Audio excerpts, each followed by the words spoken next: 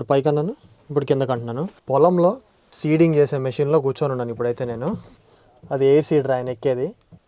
Walkie talkie ఉంది, 3 కంప్యూటర్లు ఉన్నాయి. ఈ సీడింగ్ మెషిన్లోకి నేను వెళ్తున్నాను ఇప్పుడు లోపలికి చూపిద్దామని చెప్పి మీ అందరికీ. ఆ వెనకాల ఉన్నది సీడింగ్ బార్ కొత్తది. అండ్ ఈ ట్రాక్టర్ వచ్చేసి ఈయన కొన్నప్పుడు $5 లక్షలు, ఇప్పుడు కొత్తది కొనాలంటే $8 లక్షలు. అది వచ్చేసి 40 ఫుట్ వైడ్ మెషిన్ అనమాట. దాని కాస్ట్ అయితే $8 లక్షలు. $1 లక్ష అంటే 50 లక్షలు. సీడ్ షోయింగ్ మెషిన్ కదా. ఇక్కడ 3 పార్ట్లు ఉన్నాయి దీనికి. పార్ట్ వచ్చేసి కొంచెం మట్టిలో తవ్వుతుంది, దీనిలో నుంచి సీడ్స్ వస్తాయి. అట్లానే దీనిలో నుంచి కూడా సీడ్ వస్తుంది, ఇది మట్టిలో తవ్వుతుంది.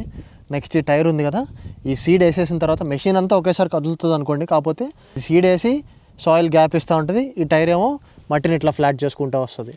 సో అప్పుడు ఏంటంటే సీడ్ లోపల ఉంటుంది, మట్టి పైన ఉంటుంది. సో సీడ్ బిన్ ఇట్లా క్లోజ్ చేస్తారు and you open it this way again.